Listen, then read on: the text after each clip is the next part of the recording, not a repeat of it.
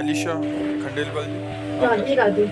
राधे राधे महाराज जी। महाराज जी आपके चरणों में कोटि कोटि प्रणाम। महाराज जी मैं बड़ी दुविधा में हूँ कि बचपन से मुझे सिखाया गया है कि पति परमेश्वर है, नारी के लिए पति से बड़ा कोई भगवान नहीं है। एक तरफ आपका गुरु प्रसाद राधे राधे है और दूसरी तरफ पति परमेश्वर। अब मैं अपना ध्यान किधर लगाऊं महाराज जी? पति में।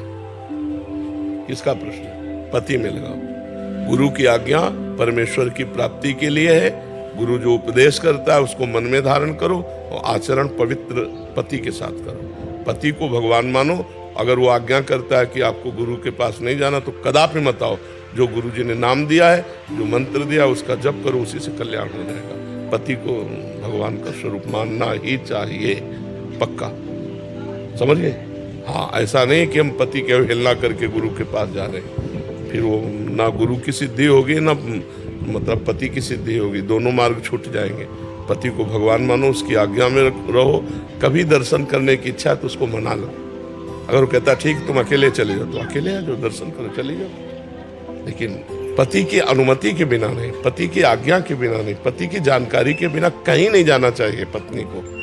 आज ये सब बातें शास्त्रीय हटाई जा रही, तो देखो बहुत जल्दी डिवोर्स हो रहे हैं, नहीं हो रहे हैं। और पति को चाहिए, चाहे जितना बड़ा धर्म कार्य हो, पत्नी को सूचना दिए बिना न करे, उसका साथ लिए बिना न करे, तभी तो अर्धांग होगा।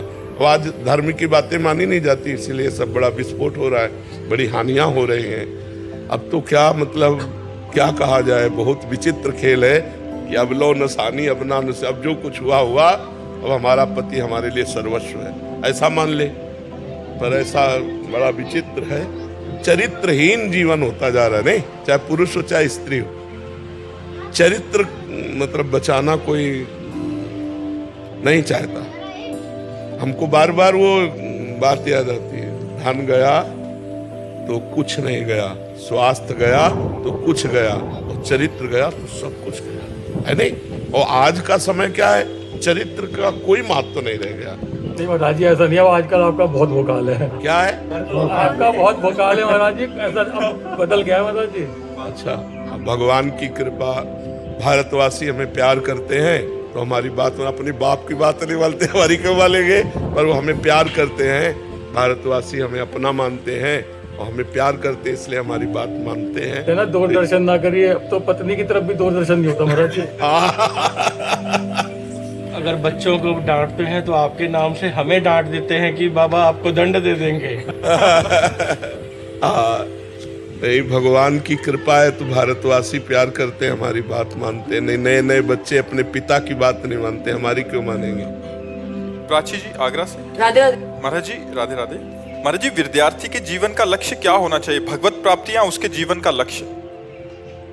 भगवान के साथ जीवन का लक्ष्य पुष्ट करें। हम विद्यार्थियों को कहते हैं कि जो तुम्हारा खाली समय है उसमें तुम राधा राधा जपो, और जब पढ़ाई का समय है तो बिल्कुल तुम अपनी पढ़ाई में एकाग्रता रखो। जैसे आप कितने घंटे पढ़ सकते हो? 4 घंटे, 6 घंटे, 8 घंटे।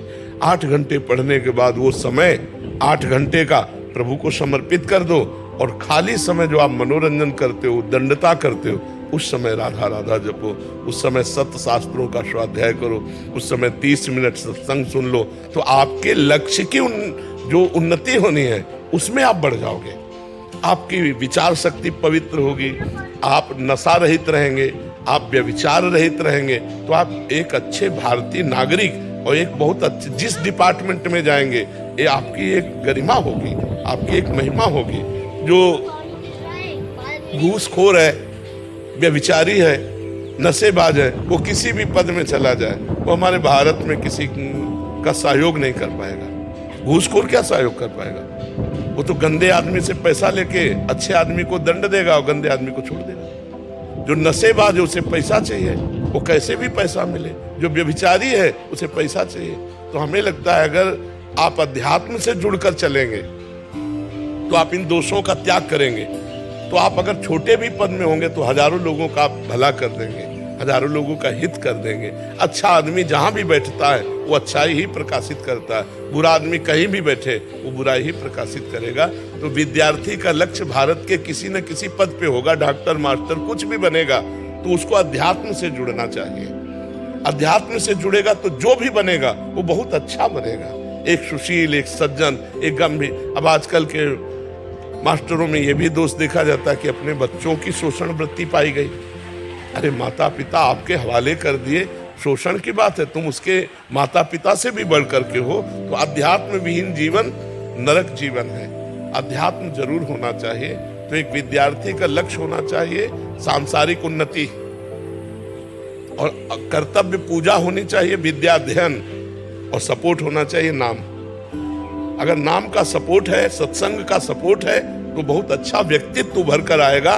वो हमारे देश का नागरिक किसी विशिष्ट सेवा का अधिकारी बनेगा, चाहे वो एमएलए बने, चाहे प्रधान बने, चाहे कुछ भी बने, जो भी बनेगा बहुत अच्छा बनेगा, क्योंकि धार्मिक प्रवृत्ति वाला है।